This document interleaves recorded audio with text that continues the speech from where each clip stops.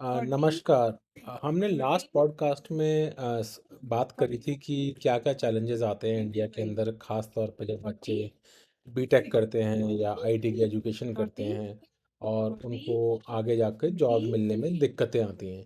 तो हमने काफ़ी सारी चीज़ें डिस्कस करी थी कि जो टियर 2, टियर 3 टाइप के कॉलेजेस होते हैं, टियर 4 कॉलेजेस होते हैं वर्सेस जो टियर 1 कॉलेजेस हैं, आईआईटीज़ हैं, एनआईटीज़ हैं, उनका कैसा पढ़ाई का स्ट्रक्चर डिफरेंस रहता है, कैसे उनका एलुमनाई नेटवर्क स्ट्रॉन्ग रहता है और किस तरीके से वो लोग एक अच्छी जॉब पाते हैं और अपने करियर में भी प्रोग्रेशन करते हैं।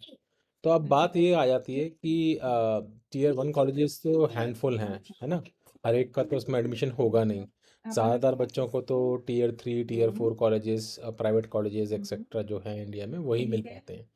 और उनसे ग्रेजुएट होते हैं काफ़ी तादाद में बच्चे, लाइक लाखों की तादाद में, मतलब कम से कम मैं समझता हूँ 10 से 12 लाख बच्चे तो सिर्फ ये टियर 2, टियर 3 प्राइवेट कॉलेजेस से पास होते हैं और इनको भी जॉब चाहिए होती है।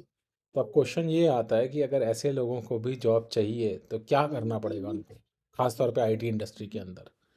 तो आज का जो हमारा टॉपिक रहेगा ना वो इसके ऊपर रहेगा कि क्या क्या स्ट्रीम्स होती हैं आईटी इंडस्ट्री में, कैसे एंट्री ली जाए, खास तौर पर जब आप फ्रेशर हैं, आपके पास एक बड़े कॉलेज का टैग नहीं है, हो सकता है आपकी एजुकेशन भी बहुत बढ़िया नहीं रही है और आपके पास एक बेसिक स्किल्स हैं सॉफ्टवेयर प्रोग्रामिंग की, जैसे कि फ्रंट एंड डेवलपमेंट आपको आता है, H T M L C S S JavaScript आती है आपको, या थोड़ी बहुत पाइथन सीखी हुई है आपने, या आप बेसिकली बेसिक जावा और सी सी प्लस प्लस सीख के आए हैं आप, लेकिन एक प्रैक्टिकल एक्सपोजर नहीं है आपको।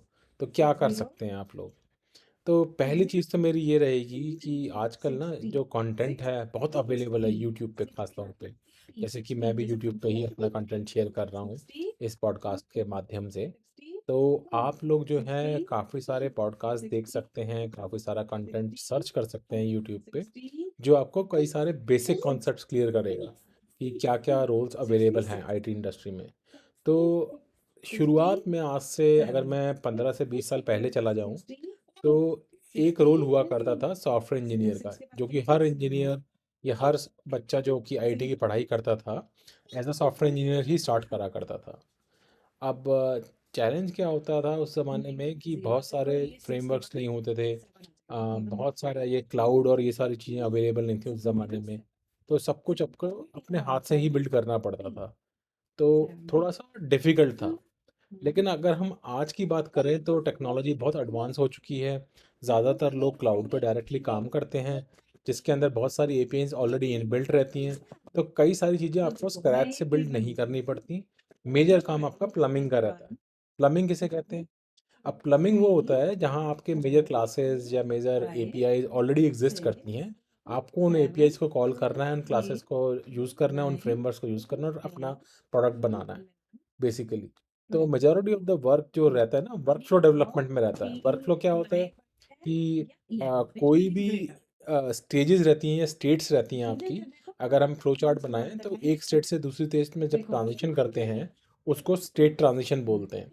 तो मान लीजिए मैं एक वर्क फ्लो बना रहा हूँ जिसके अंदर मुझे बैंकिंग का वर्क फ्लो बनाना है। ये बैंकिंग में क्या होता है कि भाई मैं जाऊँगा, पहले अपना अकाउंट खोलूँगा।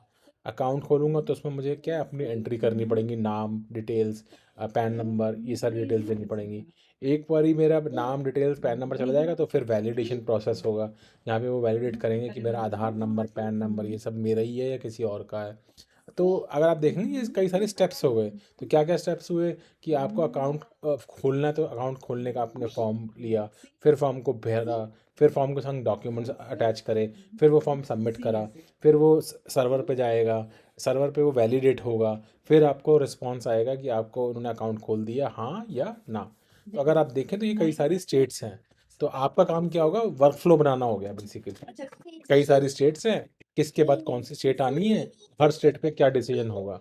तो ज़्यादातर अगर आप देखेंगे जो एप्लीकेशन सॉफ्टवेयर आजकल बन रहा है इसी के आधार पे होता है कि आपको कोई ना कोई एक वर्क फ्लो इम्प्लीमेंट करना पड़ता है। अच्छा, मैं उसकी बात नहीं कर रहा, नेटवर्किंग प्रोडक्ट्स हो गया या जूम जैसी कोई कंपनी आप बिल्ड कर रहे हैं, वीडियो कॉन्फ्रेंसिंग कर रहे हैं आप, या गेमिंग एप्लीकेशन बना रहे हैं, उनके थोड़ा डिफरेंट रहता है। लेकिन एक जनरल बिजनेस सॉफ्टवेयर जो होता है उसमें ज़्यादातर वर्क फ्लो इम्प्लीमेंट होता है। चाहे रोबोट प्रोसेस ऑटोमेशन देख लीजिए या थिंग्स अलोंग दोज लाइंस जो रहती हैं, तो वो रहता है। तो अ, अब जो सॉफ्टवेयर इंजीनियरिंग का जो चीज़ें हैं, पहले के मुकाबले बहुत आसान हो गई हैं।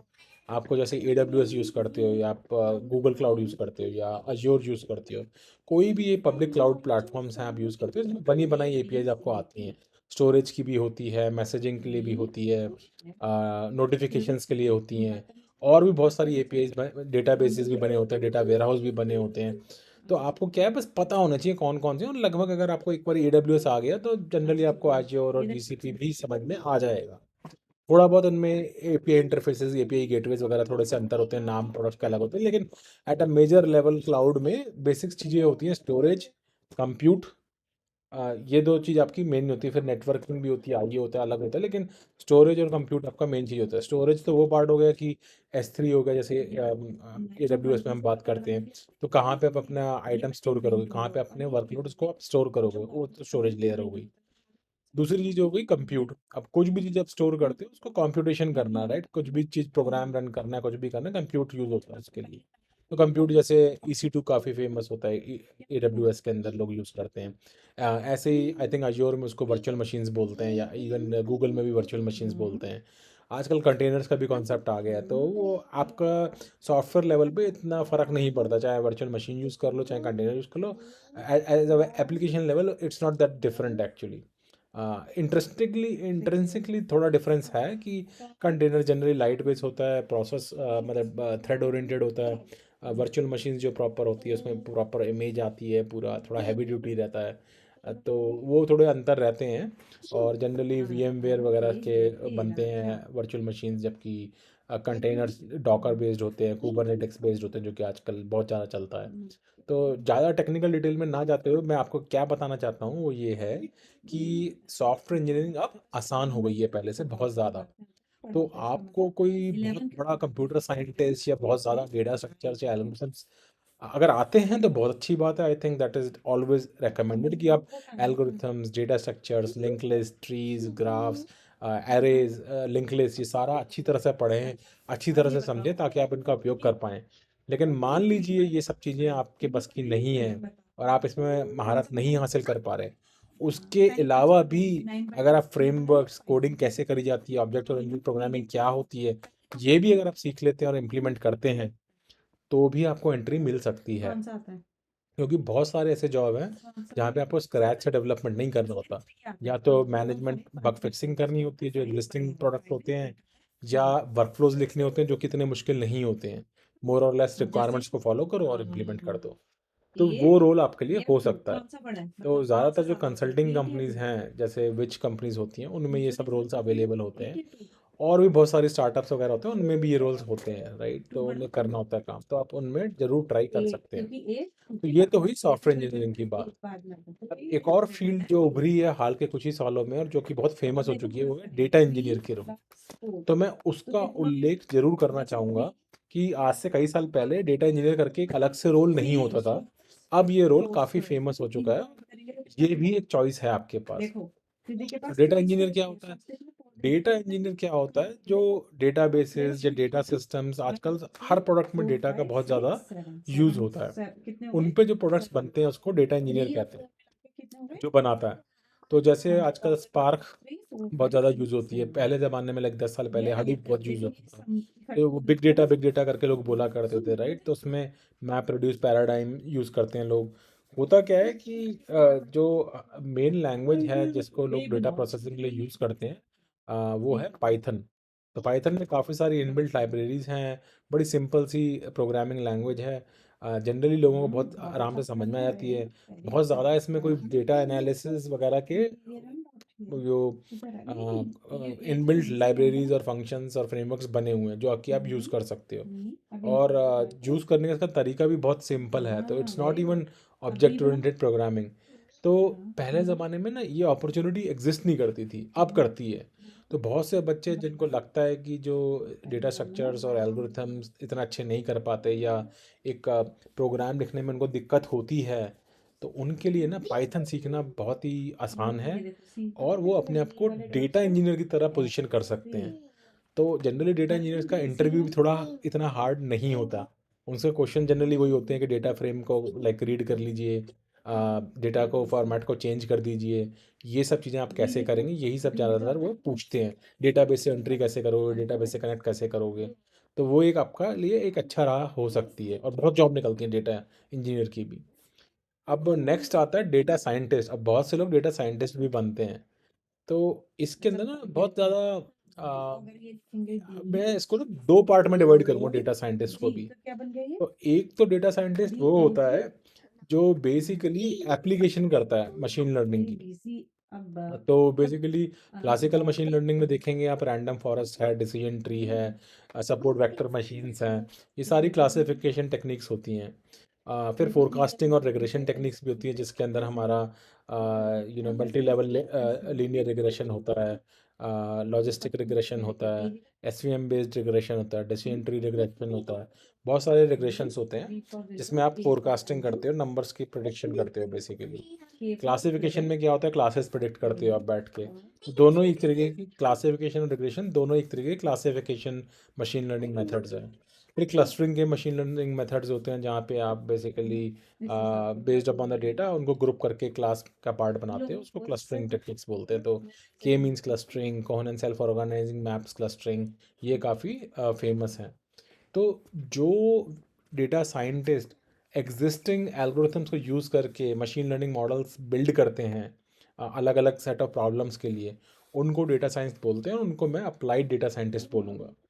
अप्लाइड डेटा साइंटिस्ट इसलिए कि वो बिजनेस प्रॉब्लम्स को फ्रेम करते हैं कि एक मशीन लर्निंग प्रॉब्लम में कैसे फिट बैठेगा, और उसके हिसाब से डेटा को मैनिपुलेशन करके वो स्पेसिफिक मॉडल बिल्ड कर देते हैं। तो वो तो हो गए आपके अप्लाइड मशीन लर्निंग साइंटिस्ट और अप्लाइड डेटा साइंटिस्ट। दूसरे तरीके के डेटा साइंटिस्ट वो होते हैं जो फंडामेंटल रिसर्च करते हैं। तो वो थोड़ा टेढ़ी चीज़ है। टेढ़ी चीज़ इसलिए क्यों कि इसमें फिर दोबारा आपका मैथमेटिक्स और एल्गोरिथम दोबारा आपका पीछे नहीं छोड़ेंगे। तो डेटा साइंटिस्ट में भी आप दो तरीके से बेसिकली डिवाइड कर सकते हैं। तो कई बार उनको लोग डेटा एनालिस्ट भी बोल देते हैं।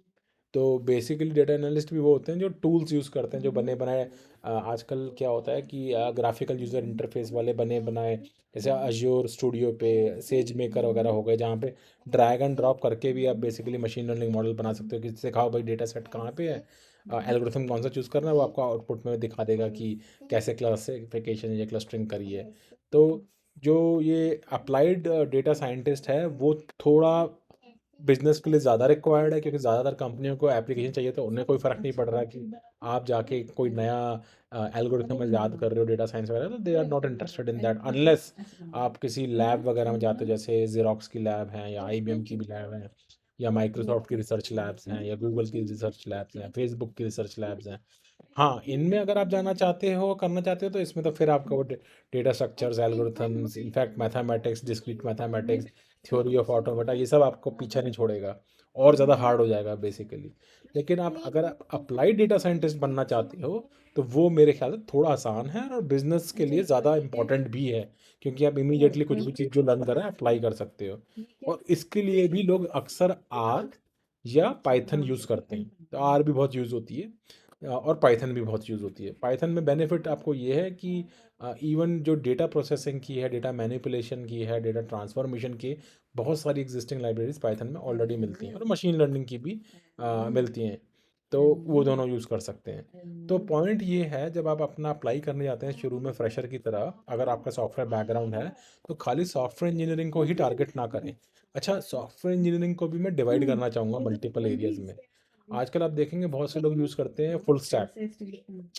तो फुल स्टैक का क्या मतलब होता है? स्टैक होता है जैसे एक तरीके का हमने जैसे बर्तन के ऊपर बर्तन रख देते हैं ना, तो एक एक वो क्या बोलते हैं उसको, एक एक लैडर टाइप इकट्ठा हो जाता है, एक एक एक गद्दी बन जाती है, रद्दी की गद्दी बनती है ना, एक के ऊपर एक पेपर डाल देते हैं, उसको बोलते हैं स्टैक। स्टैक में होती है बड़ी सारी लेयर, एक ये होगी टॉप लेयर जो फ्रंट एंड है बेसिकली, जो आपको दिखता है, और ये हो गई बॉटम लेयर, जो बॉटम लेयर है, द बैक एंड है, जो पीछे है, जो छुपा हुआ है। तो फुल स्टैक वो होता है जो सारी चीज़ कर सकता है, डेटाबेस से कनेक्ट भी कर सकता है, प्रेजेंटेशन लेयर भी बना सकता है, और एंड टू एंड प्रोडक्ट बना लेता है, तो उसको बोलते हैं फुल स्टैक इंजीनियर। ज़्यादातर ये लोग होते हैं, ये वेब ऐप्स या मोबाइल ऐप्स बनाते हैं, जिसमें उनमें एक बेसिक से एक पीछे का डेटाबेस रहता है, आगे एक फ्रंट एंड एप्लीकेशन या फॉर्म और या प्रेजेंटेशन लेयर रहती है, और उनको एमवीसी पैटर्न के थ्रू स्टिच करके बना देना होता है। तो जनरली ये आसान होते हैं एक्चुअली। अच्छा, फिर कुछ लोग होते हैं जो स्पेशलाइज करते हैं प्योर प्ले फ्रंट एंड के अंदर। तो जो ऐसे कॉम्प्लेक्स वेबसाइट्स होती हैं, जैसे ई कॉमर्स वेबसाइट है, गेमिंग एप्लीकेशन है, एक्सेट्रा, इनके ऊपर जो रिच यूज़र इंटरफेस होता है, इनका बहुत ज़बरदस्त यूज़र एक्सपीरियंस होता है, इंटरफेस होता है। जैसे ई कॉमर्स वेबसाइट आप देखेंगे तो उसमें बहुत सारी चीज़ें हो रही होती हैं, सर्च भी होता है, कई सारे प्रोडक्ट्स होते हैं, ऑन्टोलॉजी होती है वेबसाइट की, वो सब चीज़ें होती हैं। तो उधर आप एक्सपर्टीज गेन कर सकते हैं कि फ्रंट एंड मेरा कैसे दिखना चाहिए। उसमें C S S, JavaScript, H T M L, इन सब का उपयोग होता है। ये भी एक एरिया आप फोकस कर सकते हो। कुछ होते हैं बैक एंड इंजीनियर होते हैं। बैक एंड में क्या आ जाएगा, आपका एपीआई गेटवे आ जाएगा, डेटाबेस कनेक्शंस आ जाएंगे, वर्कफ्लो मैनेजमेंट आ जाएगा, जो मैं चीज़ें बता रहा था बैठ के। या फुल स्टैक में मतलब एक बेसिक सी आप एप्लीकेशन जल्दी बना सकते हैं, चाहे वो वेब पे बना दीजिए, चाहे डेस्कटॉप पे बना दीजिए, चाहे वो मोबाइल पे बना दीजिए। मोबाइल में दोबारा डिवाइड हो जाएगा, आईओएस की ऐप बना सकते हैं या एंड्रॉयड की ऐप बना सकते हैं। इंडिया में ज़्यादातर एंड्रॉयड चलता है क्योंकि पॉपुलर बहुत ज़्यादा है, और यूएस में आईओएस ज़्यादा चलता है क्योंकि ये यहाँ ज़्यादा पॉपुलर है। तो मैं ये आज दर्शाना चाहता था आपको कि बहुत सारे ऑप्शंस हैं, आप अपने को लिमिट मत कीजिए। और अगर आपको डेटा स्ट्रक्चर और एल्गोरिथम वैसे तो आना चाहिए, अगर आपने इंजीनियरिंग करी है या आईटी की एजुकेशन करी है। और अगर नहीं भी आता है तो आप ये सारी चीज़ें भी ट्राई कर सकते हैं, data engineering, data scientist, full stack engineer, back and engineer, front end engineer. Generally front end और फुल स्टैक इंजीनियर थोड़ा आसान रहता है, बैक एंड इंजीनियर थोड़ा सा मुश्किल रहता है, क्योंकि इसमें अक्सर लोग डेटा स्ट्रक्चर्स और एल्गोरिथम पूछते हैं। Same way apply data scientist थोड़ा सा आसान रहेगा, और फंडामेंटल डेटा साइंटिस्ट थोड़ा सा मुश्किल रहेगा।